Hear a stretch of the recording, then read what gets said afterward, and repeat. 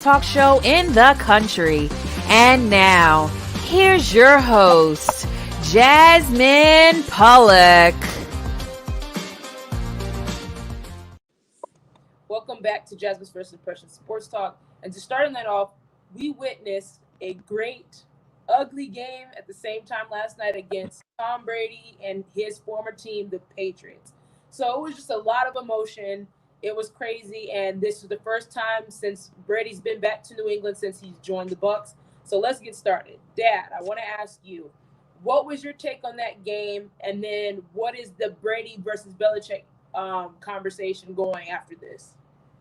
Well, one thing I'll tell you what I noticed from the game was the amount of emotion. You can tell that there was some emotion. I'm sure on Brady's behalf, he might have had some butterflies, but definitely you can tell there was emotion. And then if you look at the actual weather situation, that couldn't have helped because there was a lot of balls that got away from him. And it also, same thing for the Patriots. I'm sure Matt Jones. I'm sure he was pretty nervous too because he's trying to win against Brady, and I'm sure he's been listening to the hype all week. Now, as far as the conversation about Brady and Belichick, there's still going to be questions because there's some things that are factual. Brady won a Super Bowl without Belichick. He has yet to do that, and also Brady's Belichick's record has not been as good without Brady. So those are two factual things. And until that turns around, people are always going to question that. I still think Belichick's the best coach in the league. It's hard for me to say in history, but in the league, his game time decisions are like none other. But when it relates to him and Brady, right now, Brady has the edge just because of what's happening in his career. But could Belichick turn it around? Absolutely. But that's just how, I see that. I agree, and I think with Mac Jones, I feel like he had a good game yesterday, and I feel like Belichick can do a lot of good things with him. I think he has a bright future ahead of him just by him going in there and playing against Brady. All the hype, all the attention is on this game. Brady coming back home, how will it be? And it was a good game, for the most part. Once it got, even though it was ugly, it was rugged, it was emotions everywhere. But I think, of course, the better team won. Brady got the nod, but they're always going to say, "Well, Brady won the Super Bowl without him, and he beat him in Gillette Stadium." But I feel that for Belichick, I feel like even we saw the hug last night. It was so awkward. Mm-hmm. Seeing both of them, Belichick just okay. Then we found out that he was in the locker room for 20 minutes, both him and Brady having a 20-minute conversation. Someone tweeted, one of the insiders, Absolutely. really amazing to see that I hope those two guys come together because I know there was that whole book that came out that Belichick didn't want to talk to on the phone, all that craziness. But Dad, do you think that Belichick can win with Mac Jones? Absolutely. I think that Mac Jones he showed a lot of maturity last night. He had some things that went wrong for him, but that's expected. He's a young player, and he's already processing more than a lot of players who are processing at such a young age. And you got to think the Patriots run one of the more complex offenses in the league.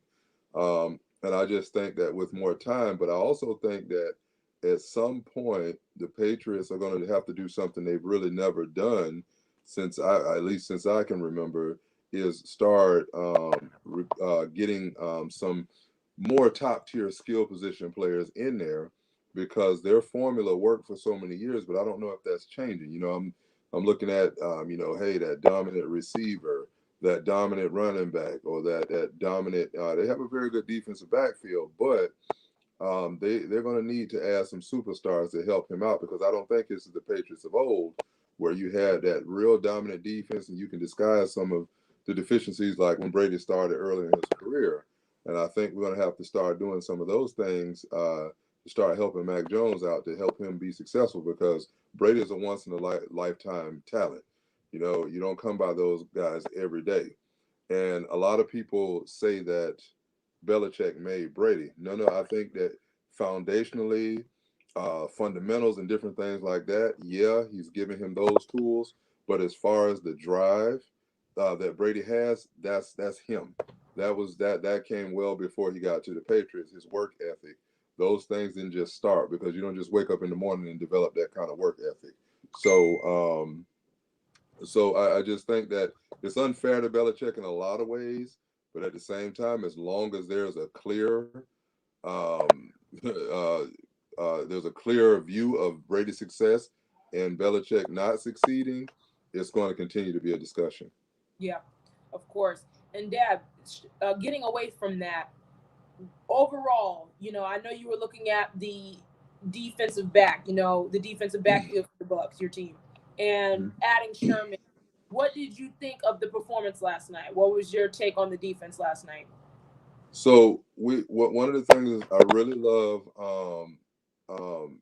our defensive line, especially against the run. Now we're still really stout against the run. The only I would say the improvement where we need to improve at is number one. Well, we had another injury. I mean, Davis went down last night, and it looks to be something with his quad or near his groin. But that's a huge loss. And even though Sherman he's quote unquote not in football shape, he still went out there and contributed. He was still there. He still made plays. But when people say they got him off the couch, I want people to be clear. Sherman's in shape. He's in better shape. He's in good shape. Mm-hmm. But in football shape is just two different things. I mean, he hadn't been out there hitting, in the pads or whatever else, and running around like that. But I still think he needs about another week or so to get acclimated to the team. But we're really going to need his expertise and his teachings to help our defensive backs because everybody's going to be young now. So they're going to need him to lead more so than even his athletic ability because right now we're hurting, and that would be my biggest concern going forward is that if we're not scoring 30+ points a game, it's going to be really tough down the stretch. Can we do it? Yes. But yeah, we really got to put it together because it's going to come back to bite us if we don't fix it. Yeah, I agree. And I felt like even this game, I feel like Brady missed Gronk a lot too. Gronk is a target. That's probably his favorite target of probably out of his whole career is Gronkowski. Absolutely. And that would have been cool seeing Gronk go back to playing against Belichick. That would have been amazing too. But I saw like Bray, Bray is a very good tight end. I saw OJ Howard. Yep, sure-handed. Contributing like he should have. We always thought like, him coming from Bama, he still can, but OJ Howard is one of those hybrid type tight ends that can, run. He's faster at all the tight ends that they have. So I really thought that he would contribute. But well, I'm glad you brought that point up because I was questioning. I thought I would see more of him without Gronk. Yeah. So I don't know right now what the strategy is with OJ Howard. I don't know whether they're saving him for later in the season. I don't know if they're still trying to take their time with him due to his injury, which could be the case, and they could be trying to save him to later in the season. But I think he's a real matchup nightmare because he can flat out run. He has the size. Of course, he's not a Gronk, but he's to me, he's more of a finesse guy that can really stretch the defense. And I would really like to see him out there because the samples that I saw of him, I really like what I saw. And unfortunately the injury derailed him, but I'm looking forward to really seeing him get more touches here pretty soon. Yeah, so we definitely saw him even in Alabama, what he was doing. He was doing a lot of great things in Alabama. He was unstoppable in Alabama. But on Dad, now we look into another team in the NFC, the Cardinals. Now, I think I said before a couple weeks ago that I picked Cardinals to be one of those teams. And they're undefeated now, leading in the division, and they not just beat the Rams, they demolished the Rams 37-20. What is that game? Should we get off the Rams bandwagon? Should the Rams, they should be lowering the rankings? Or was the Cardinals that good, or the Cardinals are serious? Okay, so I won't get off the Rams because if you look at the history of Timothy McVeigh and his short career, his record it speaks for itself. He had that team in the Super Bowl. He's consistently winning. Just like it's early in the season. They ran into a team, they had their number on the day, but I think the Rams are still going to be there down the stretch. because they just have too much on the both sides of the ball not to make up for some of whatever mistakes they have. Now the Cardinals, the one thing that sets the Cardinals aside from a lot of the team is the dynamics of Kyler Murray. This guy's ability to escape the pocket, he reminds me of a faster Russell Wilson. Russell was not as fast, but Russell was more. I would say Russell is a much better deep ball thrower.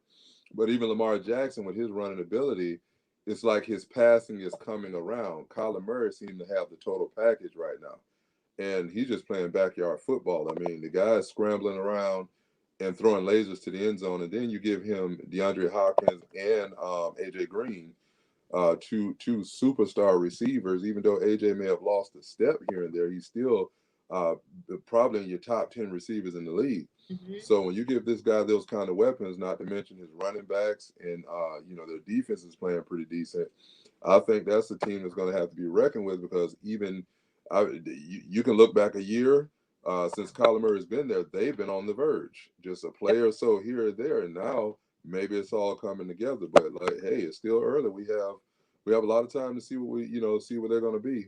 But I'm excited because it's wide open right now. Yeah, and I was one of the people that really saw. I think the Cardinals were going to be a very, very good team.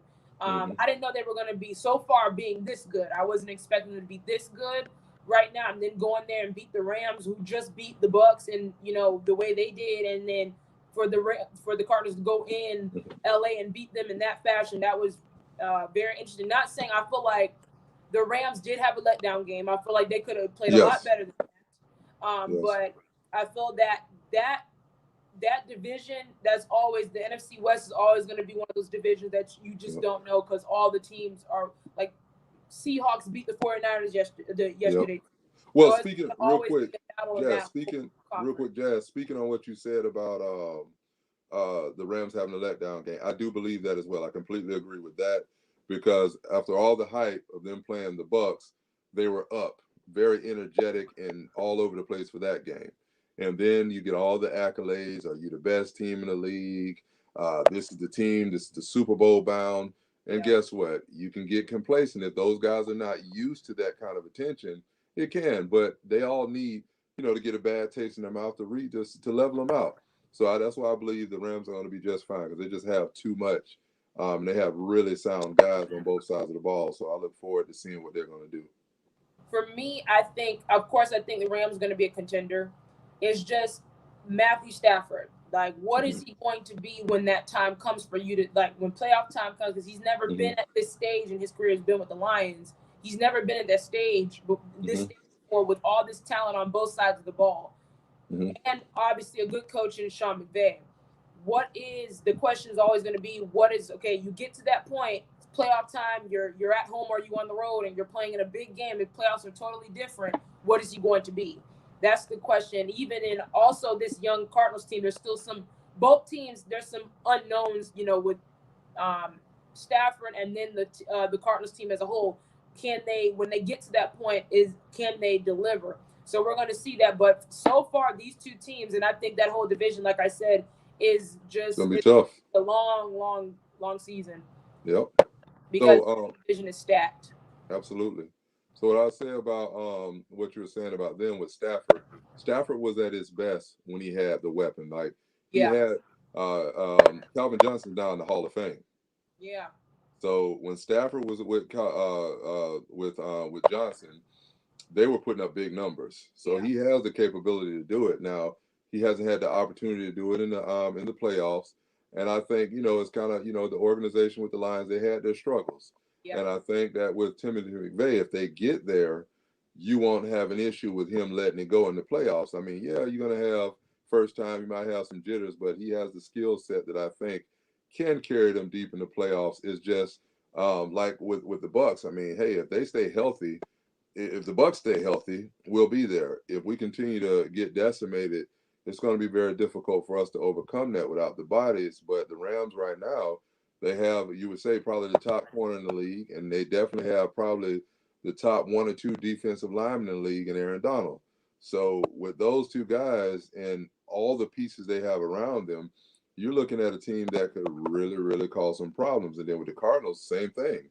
It's just that skill set. Kyler Murray, and I think also what's going to happen later in the because if you look at the Patriots game, what's going to come down to say if Tampa gets home field, whatever, they might get through a situation where the weather impacts the game, and I think that these teams really got to start looking at their identity running the ball as well. Right. So that's going to be something that's going to be really effective down the stretch, because if you don't run the ball and that pass stops, you're going to have a tough time getting out of that game with a win. Absolutely. So we'll definitely see. I feel like it's going to be so far it's been a good season so far. Like, a lot of good teams are playing. Everyone's playing hard. Even the Jets got a win. So Absolutely. that was good for them. But that wraps up tonight's show. Dad, thank you. It's always a pleasure talking to you. No problem. It's amazing. Thank you, the audience, for tuning in. Thank you for just, giving your support. Thank you, Leon. Thank you, Jay, for the production. You guys have a wonderful night, and we'll see you here on Monday at Jasmine's First Impression Sports Talk at 8 p.m. Good night. Good night.